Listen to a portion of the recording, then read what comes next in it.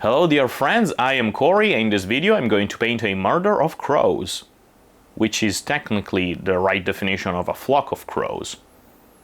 Cool.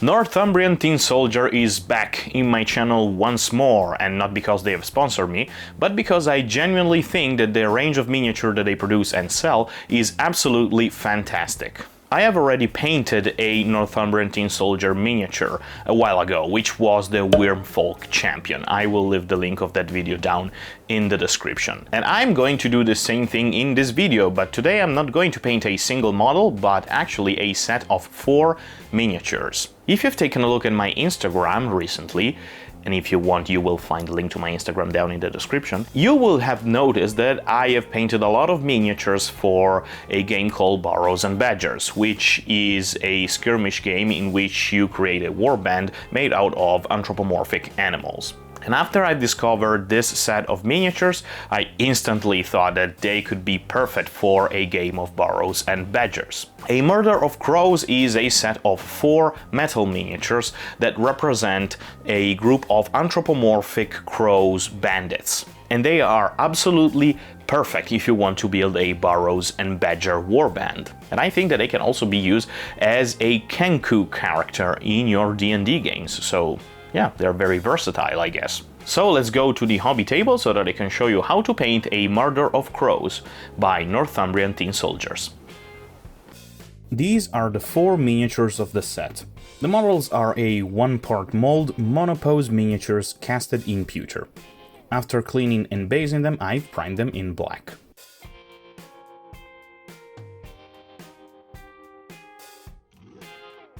Since this primer was very glossy, I decided to turn down the glossiness by washing the miniatures with a nice coat of Nuln oil.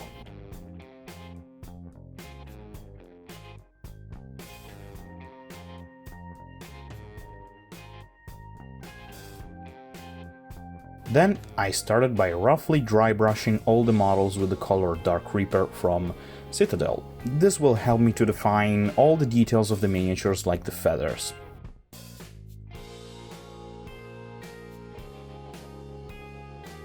Let's start the base coating. First, I've used the color Skavenblight Dinge to paint all the beaks, the paws and the claws.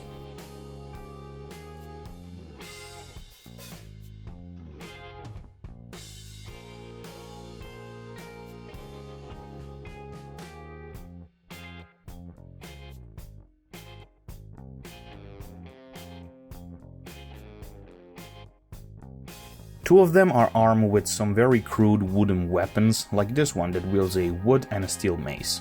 I decided to use the color XB88 to paint the wood bits. I never tried this color to simulate wood, and I wanted to see how it will turn out.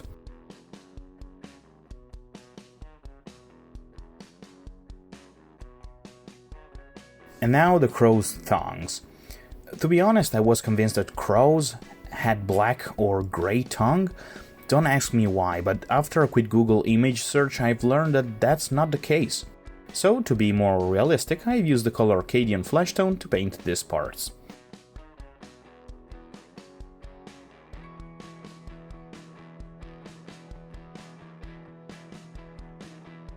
Now it's time to paint the clothes and fabric bits. The crow with his wings open is going to have his pants painted with the color Ogryn Camo, because I never used this color and I thought that this would have been a good occasion.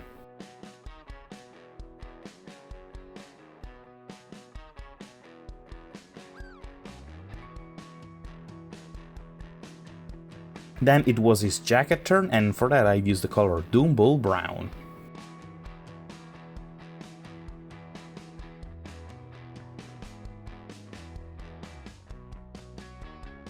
Now, the crow with the butcher knife has a scarf strapped around his neck.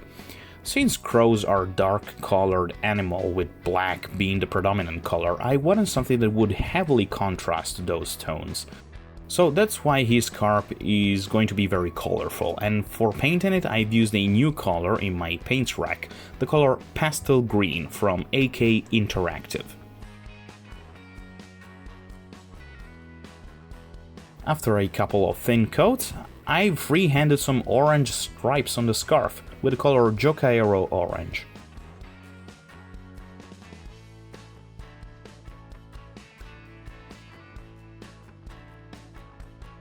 This crow also has a skull in his other wing and a couple of bones strapped to the chainmail.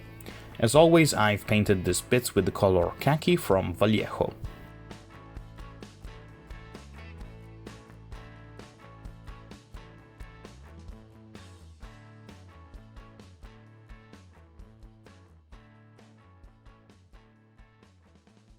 Another colorful part is this crow in heavy armor's plume on his helmet.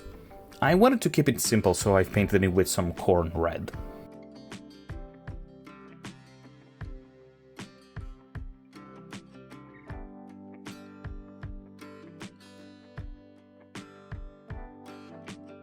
He has also strapped a long piece of fabric around his wood mace. For this bit, the color I've used was Rakarth Flesh.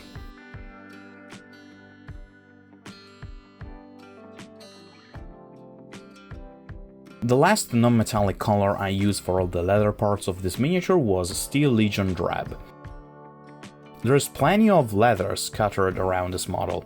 Pouches, straps, belts, necklace, you name it.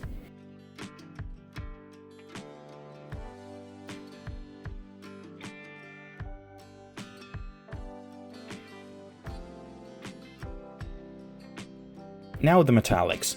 The answer for this was easy, Leadbelcher all over the metal parts, like the armors and weapons.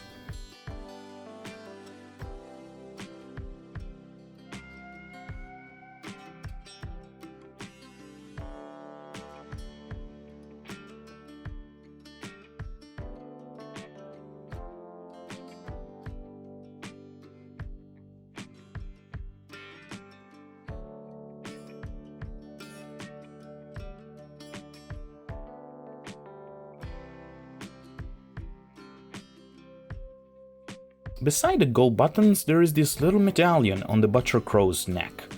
Maybe it's his little lucky charm, and so I decided to paint it with some Retributor armor. Before edge highlighting, I have quickly washed the skull and bones of the Butcher Crow with Reikland Fleshshade, preparing them for the dry brushing that will come next.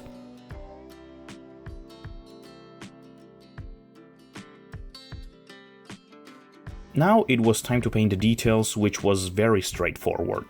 Basically, I've mixed one part of the color Pallid Witch Flesh with one part of the color used for the initial base coating. Then I started to paint all the most prominent details of the miniature, enhancing them by dry brushing, like the beaks, or through edge highlight, like the clothes and fabric parts.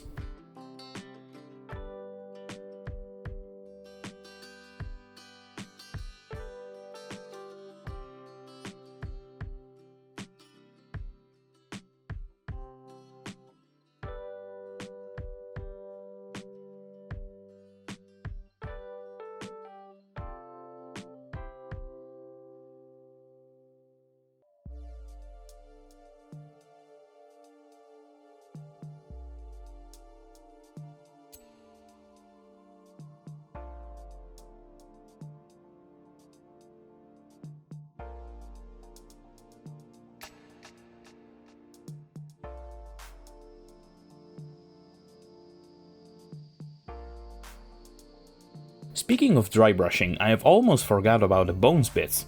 Every time I have to paint skulls or bones, I always paint them with a beige/khaki color, wash them and then dry brush them with the color Screaming Skull. It might not be the most pro way to do it, but it's good enough for me. It's time to use the Inktense wood color from scale 75. I've used this color as a wash on all the wood parts to make them look more realistic.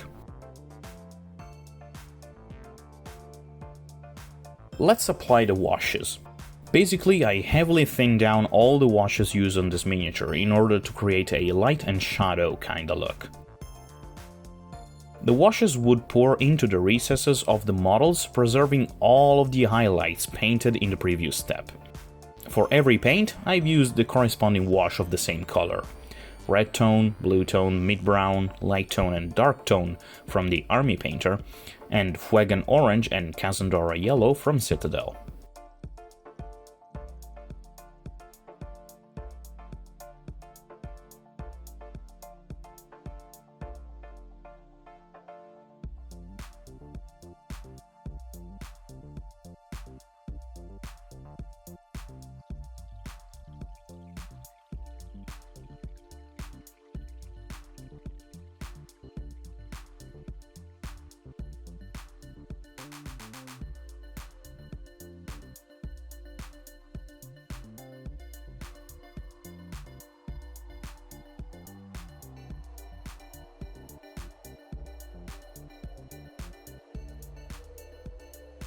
In order to make the metal parts look more realistic, I started layering them.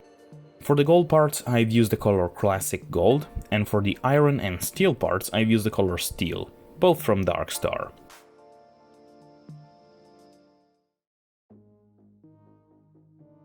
Now the final details. First, the crow's eyes. Crows, for what I found on the internet, have two types of eyes, completely black or icy blue. And since there was plenty of black already on these models, I opted for the second one. First, I've mixed the color Baharroth blue with a good amount of white scar. Then I painted all of the eyes. Then, with a fine detail brush and a little bit of black paint, I've painted a little dot in the middle to simulate the pupil.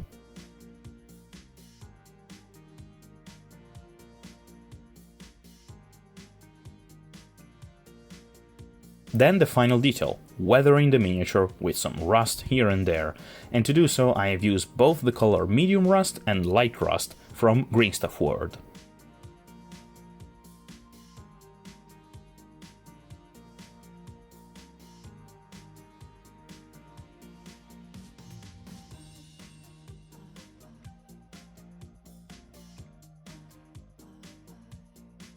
And after quickly painting the bases of the miniatures, our murder of crows is finally complete.